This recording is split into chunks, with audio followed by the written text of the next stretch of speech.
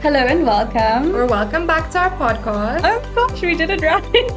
The first time in 10 weeks. On our 10th episode, here we are. Yes, here we are. Cool. Today. Welcome to Mom, You Were Wrong. Today we're going to be talking. We talk about things that make us angry. Today we're going to talk about things that make us angry. You know, we've been really positive for the first 10 weeks, but now it's time to just dive into it. Do rants. Okay, we've been mostly positive, but we've definitely had a few rants in there. Well, I've had some rants. We have, but sure. This time we're doing only what makes us upset. Big upset. Big angry. Yeah. I don't want to say there's a lot of things that make us angry because that makes me sound like a shitty human being, but there's a lot of things we're passionate about. Yes. We care about a lot of certain... No. A lot of certain. We care about a lot of topics. And there are certain things within those topics that are very concerning to us. So we're going to talk about it. Yeah. And if you have things that make you angry, also tell us. It's the first week of Ramadan. Happy Ramadan to everyone celebrating. But also, dude, being hungry all the time. Thirsty. I've been so angry. And I'm trying not to be. The whole point is to like be calm and like peaceful, but loving. No. But I think like, well, obviously I'm commenting like from an outsider's perspective because I haven't, I think like the longest I fasted is like for surgeries. So like, but I think the first couple of days, like, you're going to be angry because your body doesn't know what's happening. It's rough. But we're here. We're pushing through. Okay. I'm very angry. Yes. Because if you know me, you know there's one thing I hate more than anything. Wait, first of all, before we carry on, there's kids outside running. Things are beeping inside. We try to sort out our levels, but if you do hear that, please forgive. Oh, that's also something I want to mention. If last week you were just listening and you didn't watch us, you would have missed a lot of context clues to the fact that we were laughing in a lot of the silences because we obviously got a new mic and like new system, and so there was like a leveler, there were filters that worked and then didn't work, and then we were laughing, it would like cut us off. Yeah, because we like adjusted the levels to when we were talking but not when we're so loud and laughing, so it would cut us off. Yeah, so sometimes you just wouldn't hear us laughing, it would just sound like it was silence but we were actually dying, or it would look like we're fake laughing because you couldn't hear anything, but we were, rest assured, we were laughing. Yes, we just had some technical difficulties. Questionable things happening. Questionable things going on. But cool, we're trying to fix it. Let's go. Okay, so this is something I'm passionate about. I don't like homophobic people. Like, I don't. No one should. I can't see your point at all in any way. I don't get it. It doesn't affect you. Stop it. And obviously, I think generally, we frown upon people who are blatantly homophobic or sexist, but... Or racist. We'll get there. Or classist. But it's more like when it's really blatant. It gets more difficult and nuanced when it's in the little things that people do. Yeah. But that's when I think it matters the most. The microaggressions, dude, it's real. And I just want to talk about like that in workplaces specifically, because I think especially in South Africa, you know, we have HR in some places but not in every place. Yeah. And I mean, everyone's spoken about the fact that HR is there to really protect the company and not the workers, which is also true. But at least when there's HR, or in my experience of HR, there's at least like an accountability on the company's part. Whereas when there's no HR, it's kind of like that disappears. Yeah. And I've not only seen this in like my experience, but also in like Marius' experience of the workplace. So, and in other people's, but like specifically. And what I want to say about like these microaggressions and things are, people do stuff that you're like, oh, that's just their opinion, or that's just the way they want to run the business, or it's just a specific look they want to have, or whatever. No, it isn't. It doesn't work like that. It isn't. If you think about it for a second, no, it isn't. So here, okay, first of all, I don't want to get too specific into anyone's character or anything like that. Yeah. But Recently, we were told it's not sexist if the female upline tells you to dress better or look better because there's a certain look to this space. Okay. And better for them means what? No, but my question is, you want to say we must look better, whatever, and it's not sexist because it's coming from a female. Why were the male workers in that space never told to look better when they don't look good at all? Right. So you want to tell me it's not sexist just because it's coming from a female? That is crap. Also, I want to talk about like, so how do I say this without saying it? If you're gonna say your company must have a certain look, so therefore you don't accept whatever is trendy right now, whether that's, I don't know, shaving your head or whatever it is. You want to say it doesn't go with your company image. Maybe don't hire people who look like that then, because they started working here when they looked like that. Yeah. First of all. Second of all, why is it that thing is only in a certain group of the people representing your company? And you're saying, oh, it's not because you're gay that we don't like it. It's not because of that, but it is. But they're only talking to those people. Yeah, but it is. Don't lie. Yeah, don't lie. No, I find that very frustrating. Literally. If you're going to be sexist or homophobic or whatever, rather just be upfront about it. Like, that's the worst type of homophobia for me. It's not that I'm being homophobic. It's not you. It's just I don't like that thing. But then next week I do something else and you also don't like that. Make up your mind, babe. But if someone else does it, then it's fine. Yeah, but even if someone else doesn't do it, like, why is it only a certain group that whatever they do, you have a problem with? Everything they do. Everything they do is an issue. Yeah, but like you said, then don't hire them in the first place. Are you not the manager of your company or the CEO or whatever? You have the control. So now why? And then you want to say, you want to complain when there's staff shortages or whatever, but then... Make it make sense. Make it make sense. No, I don't understand that. That makes me angry. And I also want to talk about homophobia in the community. Like, if you're in the community and you're being homophobic, what's wrong with you, babe? Like, you know, there are ways to approach conversations. I get when people go, like, I can be gay and in the community and say, I don't understand trans people. Can someone explain to me the concept? I don't get it. Yes, sure. Great. You're trying to educate yourself. Yes, it isn't other people's job to educate you, but like at least you're asking questions. You're good for you. Great. Out the knowledge. Yeah, good. But when you're like, I don't understand trans people and they're trying to make things complicated, so I don't agree with it. What's wrong with you? No. Yeah.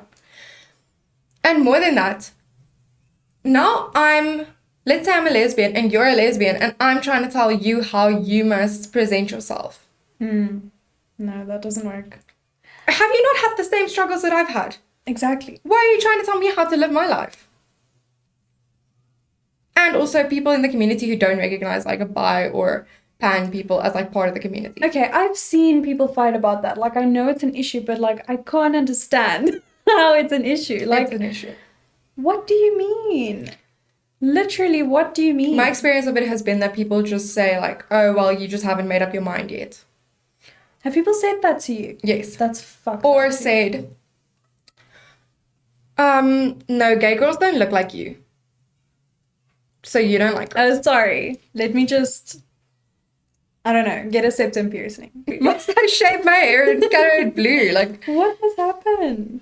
And like, I find it a lot that when I speak to people who are in the bi or the pan like communities, that they also often can feel excluded in events that are specifically for LGBTQ people. Like the first time that bi people go to like gay clubs or whatever, they can feel excluded very easily. Yeah. But then there's also like the question of, okay, they're going alone and feeling excluded. But then there's a whole other like part to that, whereas like if a girl and a guy walk into a gay club, you're like, oh, well, she must be straight. What's she doing here? How do you know that? Yeah. Or he must be straight. Just stop it. Stop judging people. And if they then go out of their way to make trouble, then yes, I get it. Then be upset about it. But like, you don't get to decide other people's sexuality for them. Especially when they've stated what it is. Dude, I just remembered something. Oh my gosh. Okay. Anthony in Bridgerton is gay. Yes, in right? real life. Someone made a huge post on Instagram. I forgot. I didn't even like save it or anything. So I don't know who posted. But they posted a picture of Anthony and Kate. And then the caption was like, we've seen various comments of people saying that because the actor, what's his name? Johnny something. Because the actor is gay, it's the waste of such a beautiful man and all of this stuff. And we just want to say, like, no one's sexuality is a waste. Like, but That reading is the that, I thing, was eh? like, how can people say that? People say that, or they'll say like every beautiful man is either gay or whatever. Like, just shut up. Fuck. Literally just shut up. Literally. You're just jealous. That's fine to say. Oh, Yeah. I'm so jealous that he's never gonna fall in love with me. Right. Say it. Say it. That's It's fine. about you, not about him. Yes. Don't make him the problem and his sexuality the problem. Yeah. What the fuck? Yes. Also, in workspaces where like people present themselves in a certain way. So like, let's say there's a queer girl presenting herself in a very masculine way, and then one day she decides, oh, okay, today I'm gonna wear makeup. It's fine to compliment her and say you look beautiful, but don't make it like, I don't know how to explain it. Like, this girl wore makeup and I thought it was beautiful because she had way more, she literally did better makeup than I've ever done in my life. Like, ever. And it looked good on her. Right. But, like, to make it about, like, whoa, you look like a girl. That's fucked. Yeah. What's wrong with you? Yeah, what's wrong with you? Because are you saying all girls must look like that? Or is that your ideology of a girl? No, also, if I'm not wearing makeup, I'm still a girl. Like, That's what I'm saying. literally leave me alone. Like, it's fine to make the compliment about, like, oh, you look so different today. Like, you look really nice. I like it. You look beautiful. Whatever. But don't make it about, like, their sexuality or their gender. Like, don't tie it back to their gender Yeah. in how they're... No, it's ridiculous. It is ridiculous. And it's just cringy. Like, it's gross. Yeah, it makes me feel really uncomfortable. So don't be that person. Please. Please. Okay. Going from that into something similar. I cannot anymore deal with, like, I don't have time or energy for grown-ass men that are just openly sexist. Like, I don't have time for you, really. And I don't have time to educate you. I don't have time to fight with you. Like, I don't care anymore, literally. Going with that, I also don't trust people that talk too much. Us having a You podcast. said we literally sit here and talk for 2 hours every week. No, but like, this is different because we're friends, right? We talk in confidentiality together, right? Whatever you call We put it on the internet. It's not No. very confidential. Okay, I get that. But what I'm saying is, if we're going out to a public space, like not even a public space, a workplace, or I don't know, if we go back to studying and we go to a lecture hall, we're not going to sit and talk at the top of our voices when other people are trying to study, trying to work, trying to whatever. Now we're in the Pick and Pay and there's like people shopping and we're like screaming, Yeah. just for like an hour. No. Like, our conversation. Exactly. Yeah. No. The people like that, I can't stand you. Gets really annoying. Because it's not just annoying to me, it looks like you're just uneducated. And it's like, Because Disruptive. you're talking so much, but you're not really saying anything. Do you hear what I'm saying? Like, there's people that talk a lot, but they say a lot. There's people that don't talk a lot and they say a lot. And there's people that talk a lot and say nothing. yeah. And the people that talk a lot and say nothing are usually the ones that then are openly sexist and homophobic and just fucked up about things. And they're so confident in their fucked up opinions. I had an encounter with someone where I don't know how we got to this, but we were talking about men and women and feminism, and he's going on, yeah, my wife's a feminist, my wife's a feminist. I'm like, Good for her. good should for be you. I was like so happy. I'm like, that's great. Like, I'm cool and I'm smiling. But now he keeps talking and he keeps talking, and I'm like, something's gonna go downhill really soon. And then he says, I don't know how we got to this, but he goes, yeah, because think about it. If you're a man and you come into my house and you try to change my rules, whatever, I'm going to have a problem with that. But if you do that as a lady, it's fine because I know I can control you. Ooh. I was like... Okay, hang on. Let's unpack that quickly. And that's the moment when I just said to myself, you know what? on a fundamental level, we don't think the same. We don't align. I don't have time to get into this right now. Have a good day, sir.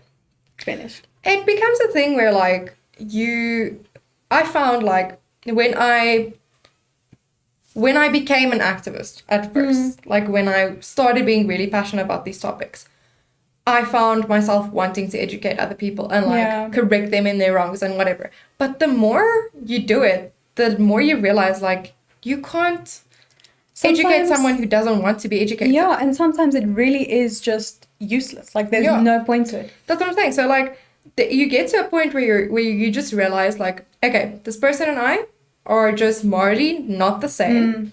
So I'm just gonna take my distance and leave you alone. Yeah. Because if you can't... Also, I have a big thing about... What do you want to say? No, I'm just saying, like, that's the best thing to do, honestly. It's just step away. Because what the fuck? Okay, yeah? I have a big thing about, like, if you're like 18 years or younger, especially... Well, maybe it can extend to, like, 19, 20 in some special instances where you've not gone to university, you live in your parents' house. I haven't really. But, like... In that age group, I understand ignorance because it's taught. It's the ignorance that you inherited from your parents and your grandparents and the people you've been surrounded with forcefully your entire life. But after that point, if you've studied a degree, if you've been out in the workforce, whatever, it's your responsibility to start educating yourself. Because that means for at least a certain amount of time, you were exposed to opposing opinions and ideas, and never once did you go, maybe this person's got a point. Yeah. Maybe there's something going on here. Maybe there's something bigger here that I just am not getting. So I need to go and like maybe see what this is about to see if I agree with it. If you've never done that, we're not going to agree in any ways. Yeah. We're not going to have the same moral views in any ways because then you've never changed in your life. Exactly. That's what I'm saying. Just on a fundamental level, like we're not the same. Yeah. And like I said in the beginning, it was going so well. The conversation was going well. And he was saying things like, you know, I call my son sometimes and I tell them like, I love you, bro, no homo. And at first they were like, Dad, what the fuck? But now they started saying, I love you back to me. And I was like, this is good. Like, yeah, but why you gotta say no homo? Yeah, no, that was a problem. But I was like, your son. I was like, I can skip past that. It's fine. Because I could see, I felt trying. like it was getting to a place that was like healthy, right? So he's like talking like, yeah, no, I love my sons, whatever. And I tell them, and you know, as men, we have to talk about these things, whatever. Then he goes into this. He says, yo, you know, my wife's a feminist. She took me to a conference where they were talking about how we should raise our sons so that they're not fucked and all of this stuff, right? Cool. Toxic masculinity, all of that. And he goes, and I was like, wow, that's really good. Like that. How did it go? Like, who were the speakers? And he goes, no, but I walked out. And he's proud of it. He's like, I got up and I left. You know why? Because the panel were 4 women. How can a woman tell me how to raise my son? How can a man tell me what my reproductive rights have to be? Have you seen, I don't know what podcast it is, what show it is, but it's a girl who I think has a podcast that's called Man Something, I don't know. And she's being interviewed by some other guy. And the guy's asking her, what makes you qualified to talk about men and these issues? And she goes, the same thing that makes you, as a black man, the most qualified to talk about whiteness and white supremacy and all of that. That's what I just wanted to bring up as well. Because if you're in the group, you don't notice the issues in it because you're benefiting from the issues.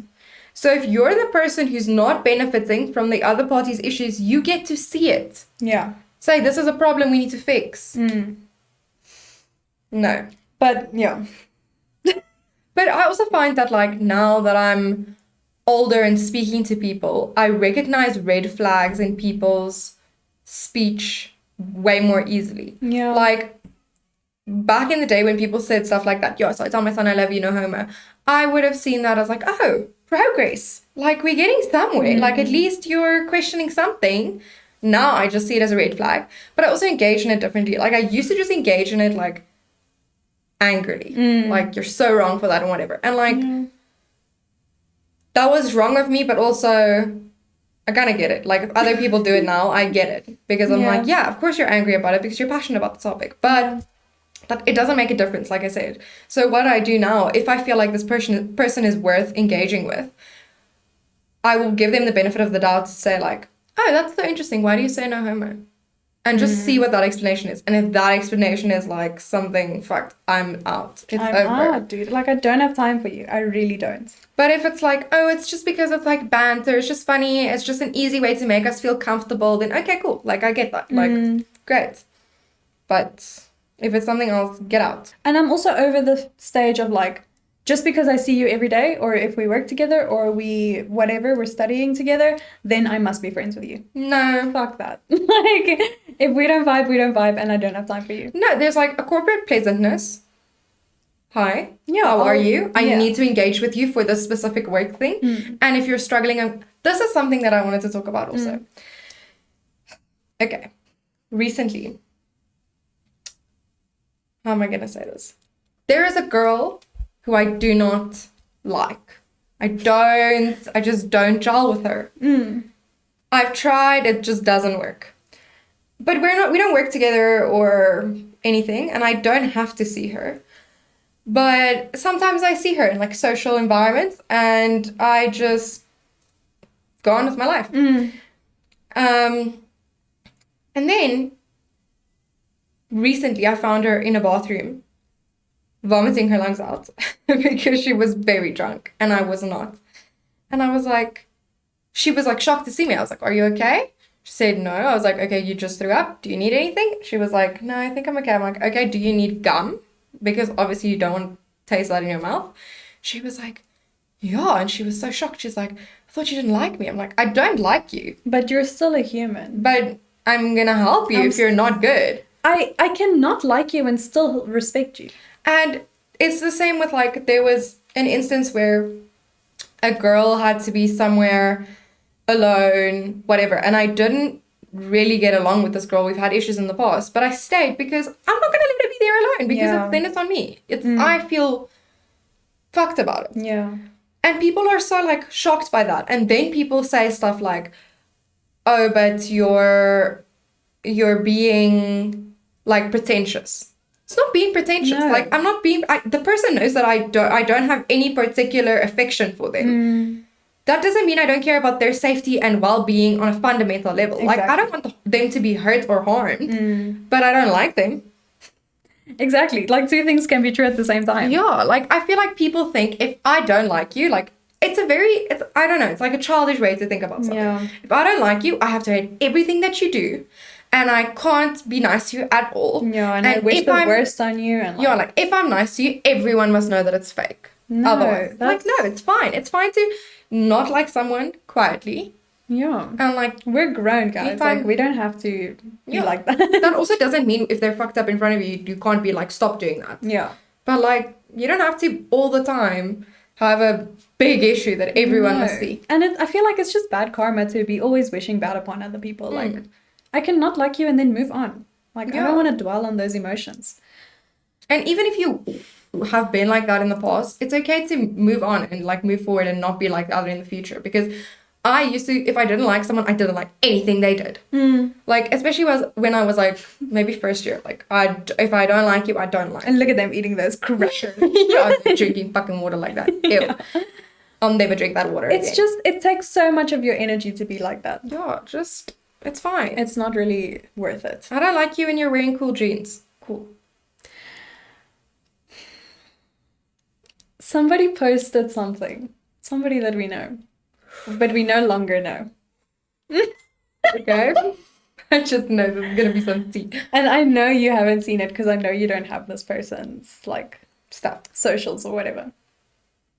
Do you know that TikTok?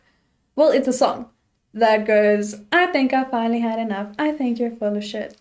So they posted that with the first part was like them saying, like me coming into a lecture hall and the lecturer talking about social justice. And then the second part was them saying, I think you're full of shit. And I was like, cool. Interesting. Because going back to what you said about like, if you're a grown human, you've gone to university, whatever, but people that have gone through all those processes and still don't get it. Ignorant. It's a choice. It's a choice. It literally is a choice. Like you went through all of that, you wrote the exams, you had essays, you engaged in the discussions, but you're still this person. and you've never even tried to And see it that's from a different so perspective. sad, dude. There are certain humans that I don't know what to do with them. I don't know. I don't know what to do with them. Because here's the thing. With like rational humans, normal, like rational, critical thinking people, you can disagree completely and entirely. Like I can have completely different moral values than you. And if we have to coexist, we can do it and move on. But then there are people who they just don't get it. But like, And the thing is, with the people that you can disagree with and then move on from, like, you can still have like a whole fruitful discussion on it and like why we disagree and like. but even if we can't, like, Yeah. even if you're the most ignorant of ignorant people, and you're like, I don't agree with you, and we can be like, sure, you go and disagree with me, and I can be here. But if later tonight we have to fill this ice bucket together, we can do it. Sure. But then there are the people where you just can't do that. Like, we and another girl were in this girl's apartment with this guy present. We had done an assignment together that went all right and said, okay, we're done. You're more than welcome to leave. We're going to stay now and like just have a chat and talk about stuff. There was an anti-abortion protest going on. Yeah. That we were having a discussion about. And we were just talking, okay, 3 women, 1 man. We were just talking about the fact that you should have autonomy in your body. Like, it's my body. In that discussion, he got so angry, apparently, that he had to break his pen to make us notice him and his anger. Yeah, because he just sat, during this whole discussion, he was just sitting in the corner. And this is what you were saying the last time of like when a man feels like he has to be like, animated. I'm angry. Yeah. So he's sitting in the corner and he's like shaking. Like quaking, holding his pen and then like breaking it like very dramatically. And then the moment we got to like the climax of the discussion saying like, yeah, but like women should have autonomy. And if you want to have an abortion, then have it. Then he goes, "Gah!" And he breaks his pen. And we're like, anyway, so yeah, like I was saying. So I was saying I should have autonomy. Like it was literally insane. It was as if he wanted it to be a movie and he wanted us all to go, oh my gosh, have we offended you? I'm so sorry. Would you like, did you cut yourself? We're ready. And I love the fact that we handled it like that without even having to think about it. Without a hitch. Yeah, we were like, okay, anyway, so. And you know, I just want to say, how embarrassing must it have been to just get up and throw away your pen that you just broke and walk out of the house? Now you have to go home and buy a new pen, like, for next week. Like, that's embarrassing for you. I'm so sorry. It is embarrassing. But, like, also, just, can you not handle things in a better way? If you didn't agree with us in that conversation, I don't know, maybe say that. Or not, just keep quiet and wait for the conversation to change into something else. But if you don't agree, you're more than welcome to have a discussion. No, He could have of course. literally said in that moment, hey guys, I feel super uncomfortable with this topic, like I don't really want to talk about it, or I kind of disagree with you guys, whatever. Say something. Yeah. And like, I would have gotten it if it was like we were in the middle of our assignment and he couldn't go anywhere. But we at that point we had already told him like you're more than welcome to leave. Like this is done. We're not friends with it. It was over, like it was finished. Yeah, and he chose to sit there and then listen to our discussion and do that. Yeah. And he didn't even contribute one thing further. Like from the point where we said, okay, you're more than welcome to leave. He didn't say a word. No, he sat there in silence. So. But then when we did that, he breaks. I don't understand, babe. Honestly, that's what I'm saying. Like I really think men should be more embarrassed. I do. Yeah, so I just wanted to talk about people like that, and I'm so over them, and I don't have time for you anymore. So Yeah, I'm done disrupting my peace for your comfortability. yeah, literally. Also, like if I had to be in that situation now, I straight up would have been like, get out. Yeah, get out. Take What? your stuff and go. Who do you think you are, Bo? So, this is literally what I said. How's your relationship? Because I feel like some people don't get it. Yes, let's go. Guys, I don't know how. Okay, I come from the privileged position of having a wonderful partner that I can talk to. I don't know how other people find their partners, and I'm not looking down on anyone, but I feel like a lot of time people just aren't compatible. Like, people try and force relationships because they feel obligation because they had the chemistry to make out one time, and now they force a year relationship out of it. It's okay to say, you were a nice kisser, I don't want to do this anymore. Dude, a lot of people feel like also, and this I've heard from people like straight up, they're like, I've already invested 2 years of my life into this person. So like I don't want to just start over with someone new. I'm just gonna stick it out and like it will be fine. There are situations where you have to do that, sure.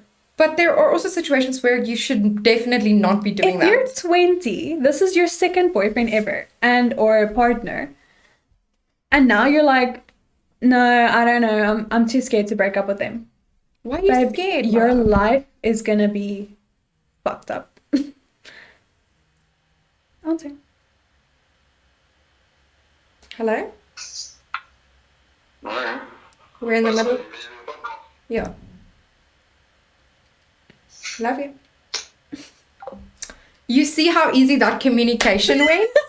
Was it difficult? It's not hard, guys. Like, I don't know why people make communication such a difficult thing. Like, I really can't stand when people are in a relationship, especially if they've been in that relationship for an extended period of time and they can't speak to their partner. yeah. Is that not day one? Is that not the foundation? Like, okay, I get it. I've been in a relationship for 5 years. There are issues. Sometimes communication gets difficult. A relationship goes through phases. There are phases Yeah. where like things are easier, harder, whatever. I get that. But if there is just no possible way for you to communicate with this person at all in any way, why are you there? Why are you there? Why are you wasting your time? Why are you wasting their time? Why are you making yourself miserable? Like, I don't get that. I really, really find it so hard that I must watch people be with people that it's so clear that they're not compatible. Their lifestyles are not compatible. Their mindsets are not compatible. And they just... Or maybe even they were compatible at some point, but now they're not anymore. And they're not you've grown expecting it. completely apart, like completely. Yeah. There is like... In every relationship, you have differences of opinion. Different... Like maybe your, I don't want to say your moral values, but like, yeah, maybe your moral values differ a little bit. I'm not saying significantly. Yeah. But like, there are things that I believe are way more important than you find them to be important morally. Whatever, those things, yes, those are the things that you can say you can work on or whatever. Because you don't have to agree with me for me to find comfort and closeness and everything that I need in you.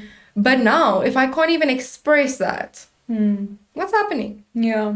But the thing is also you need to find out for yourself what are the things in your moral compass that are like very important to you that you're not Non-negotiable. Non-negotiable, yeah. And then what are the things that you're like, okay, cool, I can Work around this. Cool. That's another thing. I think a lot of people go into relationships without truly like doing that work on themselves first.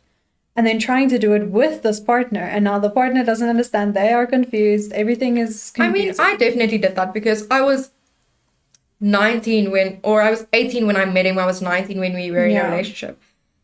I was changing a lot of my ideas and like my ideologies and stuff.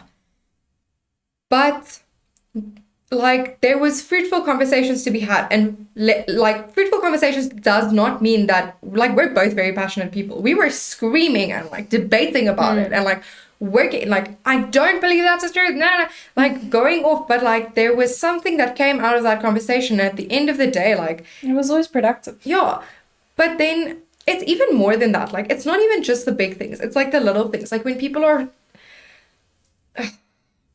scared of their partners or telling their partners things, that is a big red flag to me. Like if I see other people, I have friends who like will say, oh, I'm just not going to tell this person that I did this because like they're not going to react good. Girly. What's going on? Yeah. How must you be with someone that you're scared of? And like if you think about a relationship and like a productive relationship, there are people who have different relationship dynamics in different ways. Cool. Like if you don't plan on ever living with your partner, that's fine. But at some point in your life, you're going to be cohabitating some space, whether it's a bedroom or whatever, you're going to be cohabitating. And if you can't even speak to that person, how are you going to manage a life? No, it doesn't work.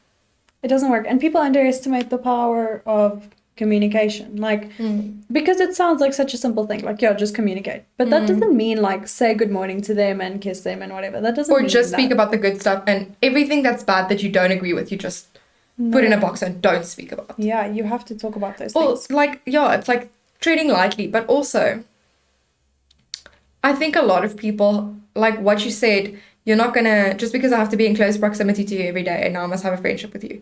I think a lot of people have relationships out of comfort. Like, I happen to be in close proximity to you every day. It's kind of comfortable for me to It's just convenient. do whatever. Like, it's convenient. So, like, okay, cool. It can be convenient and you can do whatever, but you don't have to foster a whole relationship because I don't know, yeah. No, I understand that completely. I also think my biggest problem that I see a lot is people that will get married without having those conversations, right? And you can tell that they've never spoken about these things. Now they're married, now the one person wants kids, the other person's like, well, we never spoke about having kids. You know, things like that. That's like that's like a genuine fear of mine. Like, can you imagine? And it's not just that, it's also other things. Like, you need to consider, like, what does your family do on the holidays? What are your expectations of me to be with your family on the holidays? Like, how are we going to manage that? Like, things like And that. even more than that, like, what are your expectations of a birthday? Yeah. Because now it's your birthday and I'm not treating you like that because that's not my expectation, but it is yours. Yes. I don't know. It's all the small things. Like, it's you the really small have things. to talk about these things. And people think that you don't have to, but you do. They're really important. And also, people will throw around a lot like, oh, but you always are keeping the end of your relationship in mind or whatever. At the beginning of a relationship, you kind of have to. Like, it's like there's a point where it gets toxic, of course. If you're always throwing, well, if you do it this way, it's going to be the end of our relationship. Like, yes, of course, there's a point where that gets toxic. But also, at the beginning of a relationship, you're getting to know the other person and whether you're compatible with them. And so it's okay if they say things that you morally don't agree with that are non-negotiable, for you to say, are you sure you truly feel this way? Because I fear that if this is how you really feel, I don't know if I can continue this relationship. Yeah. Because that's not you being manipulative. That's you being honest. That's the truth. And it's okay for you to say things like that. Yeah, and so be careful of partners that will manipulate you by saying, you're being so manipulative because you said that. Or because you're telling me that you're going to end the relationship if I feel this way. It's not manipulative if you're just being honest. You're not trying to get them to change their opinion. You're saying, are you sure this is how you feel? Are you certain? Is this a non-negotiable for you? Yeah, exactly. On that note, I want to talk about narcissistic people. Okay. What about them? I find it so interesting that narcissistic people always get to manipulate you by making you out to be selfish when they are being selfish. I mean, that's like one of their traits, right? Like, yeah. They're master manipulators. But then this is the thing that annoys me. When they're like, let's say I'm like, oh, I really want to have a birthday party this year. I want to have a birthday dinner. I want there to be these 10 people present. And that's it. I don't want anyone else. And I want it to be very calm. And we're going to have chicken. And then they will say, well, what about your brother? Because I really want your brother here. And you'll say, I'm actually not list to have my brother here. I just want to have my people, have my friends over. So I'm not invited. No, I would like to have my friends over, just my friends. I'm not invited to your birthday party and I've raised you. I've raised you and now you're 24 years old and I don't get to come.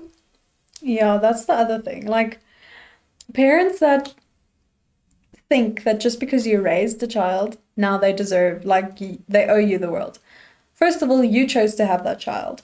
Second of all, raising a child, giving them food, changing their nappies, that's not things that they owe you for. That's your responsibility for having the kid. As the parent, that's literally the bare minimum.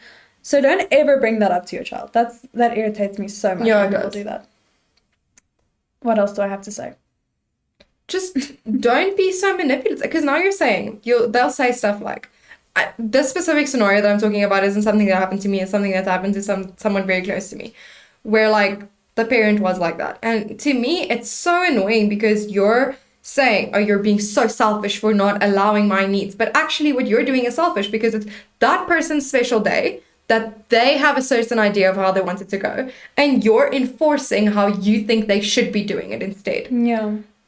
Also, why do you think that that's going to grow your relationship with your child? It is not. It's not, but they don't think about it like that. Next time they have a special event, they're just going to have anxiety about telling you about that event. They're going to keep it away from you till the last minute because they don't want you to try and change anything. And they're going to be constantly stressed out on what should be a comfortable and special and peaceful day for them. And this is my thing also, like,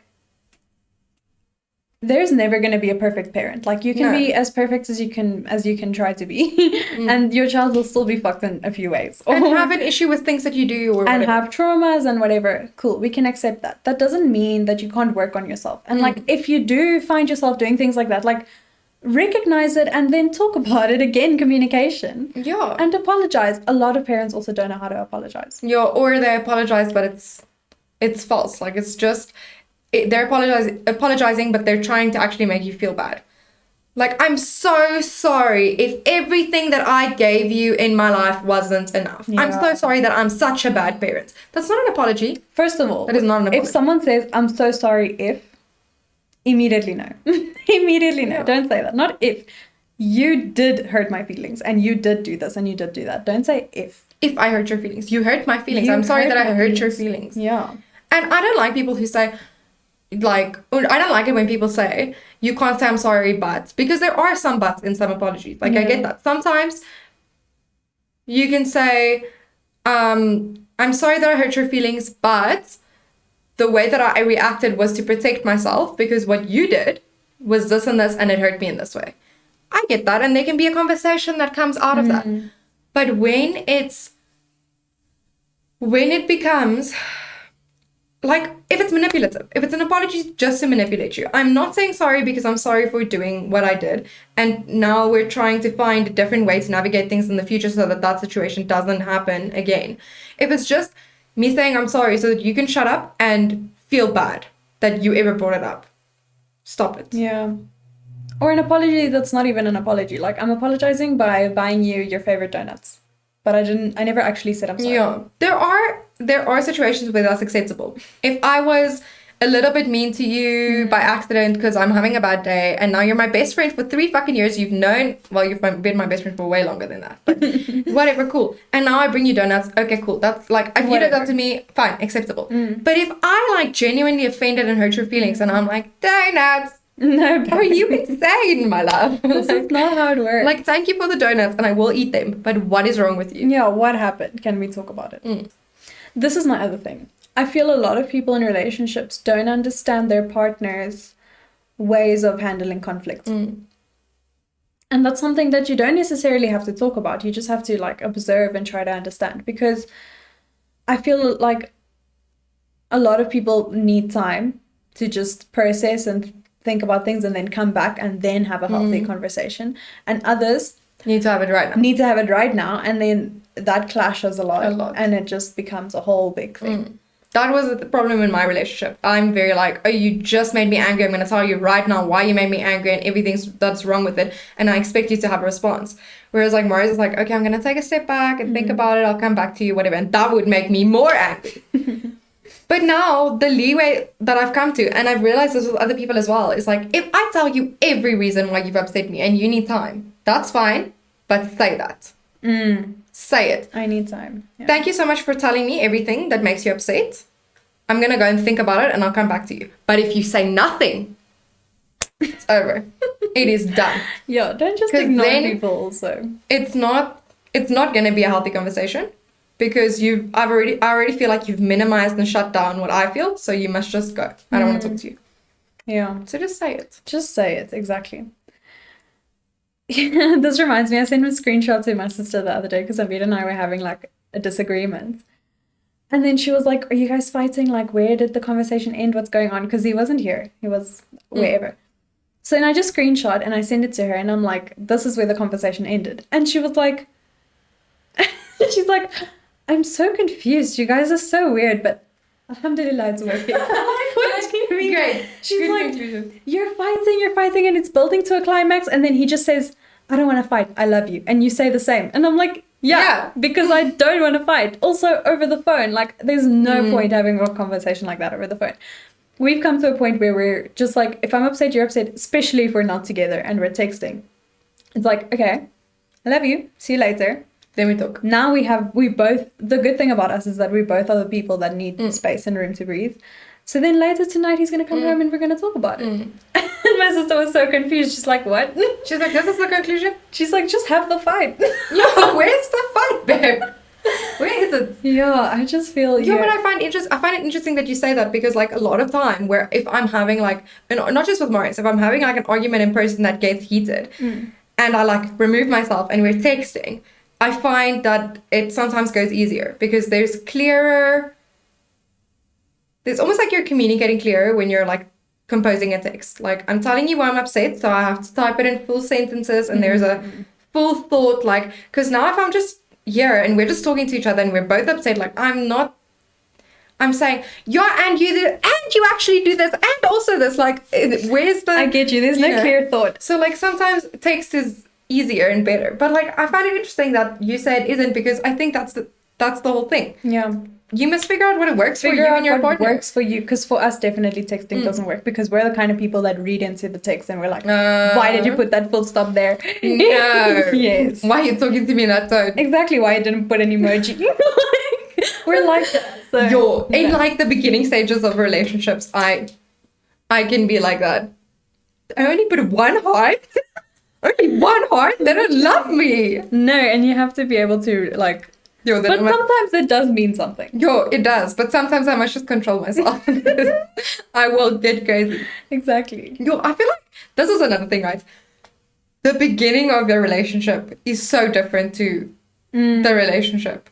Beginnings of relationships can be insane. They're intense, dude. People act like fucked up. Crazy. No, it's crazy. When I think back to like stuff I did in the beginning of Maurice and I's relationship, I'm like, what was wrong with me? No, it's insane. Like, you just act so different. It feels like going through puberty. Like, everything is so heightened. Right? It is. That's why I'm like, at the beginning of relationships, I must like calm myself because I can get insane. And this is what I was thinking when you were saying, like, in the beginning of a relationship, if you're like fighting with your partner, then you're like, well, if you say that again, then I'm going to break up with you. Like, the stakes feel like they're so high. But they are. They are. And like, I was thinking about it the other day, like now, because someone at work asked me, how's it being married? And at first I was like, well, it's not really different. But then I was like, it is actually. It's very different. It just feels like... And I don't know if it's because we've moved in together. If we weren't married and would have moved in together, maybe it would have been the same. But it just feels like we've like settled into the relationship now. Like the stakes aren't as high anymore. We have a fight and we don't say like, well, now I'm going to divorce you. Like, right? No, we don't say things like that. I feel exactly the same way. Like I'm also living with Marius and it just, things feel, I don't know. It's like, when we were dating and we were apart, I could be upset with you and it's the end of the world. And now I'm like, okay, you're upset with me.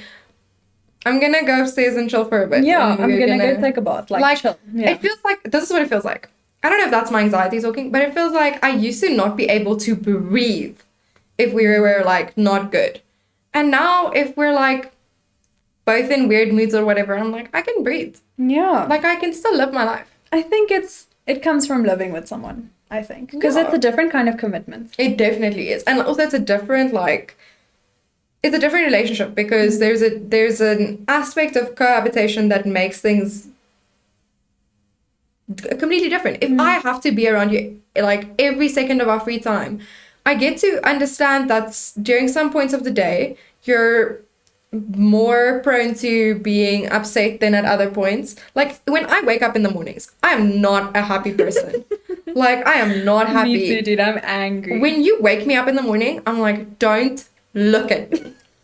Don't look at me. And Marius is happy. He's like, I'm awake. I'm here. Oh my like God. even when he's not happy about like what he has to do or whatever, He's in a generally He's better, cheerful. like, he's in a more positive mindset than I am. But, like, give me 10 minutes. I'll settle into it and then I'll be fine. But if in the first 10 minutes, now you come and you're like, whatever. And where's my belt that you moved yesterday? Now we're gonna fight. Because why are you doing this? Why? So there's like more of a rhythm to things, and you Yes, like get definitely. to know them in such a different like aspect, or like you get like a different perspective of the person. I than feel you would also otherwise. like with that. Like I know when Ahmed is being overworked and like he's working Yeah. all the time and now he's stressed and whatever, then he comes home, now he fights with me over something stupid. And then you get it. And I get it. I'm like, and I Yeah. tell him, because before when this would happen, now it's a big thing. Now I throw my phone. I don't want to talk to you. Now he's phoning me. Right. Don't ignore me. Right. But the other day, it happened just the other day where he was upset with me about something. And I asked him, I'm like, why are you upset? Then he tells me. Then I'm like, I don't think that's why you're upset. I think you're just Tired. overtired. You've been at work too much and now you want to take it out on me. That's okay. Let's breathe through it. Have your evening to yourself. Go watch TV, do whatever you want. I'm going to be on the other side of the house. And then it was fine. Right? That's exactly what I'm saying. Yeah. Things are more like, it's almost like things are more natural. Like, Yeah. you are literally insane when you're dating someone. Like, I don't know No, how it's to... crazy. You're just insane. But also, I don't know, like, I can say, okay, like, moving together definitely changes the way you see a relationship. But also, with time, things change. And, like, I found a caption that I wrote when we were, like, I think together for, like, 8 months or something. And the first thing I said is, I've realized that love isn't linear. Like, relationships aren't linear. And I think that's so, like, I still think that's so true. Because you don't go from being together, okay, now you're together for 2 weeks and everything, you're disagreeing on everything, to like gradually just agreeing on everything. That's not what happens. You still disagree on stuff and Yeah. you still dislike things that they do, or they dislike things that you do. You still get irritated and annoyed and whatever. There's just more peaceful ways of handling things. It's protecting your peace, dude. Because when you live with someone, you don't want to be creating a hostile environment where you're fighting All the the whole time. time. It's so tiring. It's so draining to be in your house and all it is hostile. And like, it's very different when you're a child in a house that is hostile and you're an adult participating in the hostility. Very different. And that's not to say you won't go through those No, you will. stages, because you will, and you're adjusting. Like, the adjustment period of moving in Yo. with someone is so strange. It's very strange. And it can be very stressful that you don't realize. You don't realize you're stressed, but you are. I think it's also the thing of like, you're not used to sharing a room with someone. Like, you're used to sharing a house with people maybe, but like your room is your space. Yeah. And now there's, not only is there another person that is also their room, their stuff is there. All their stuff, all the time. All their stuff. And they And treat their now- space different. And now they want to decorate with their decoration.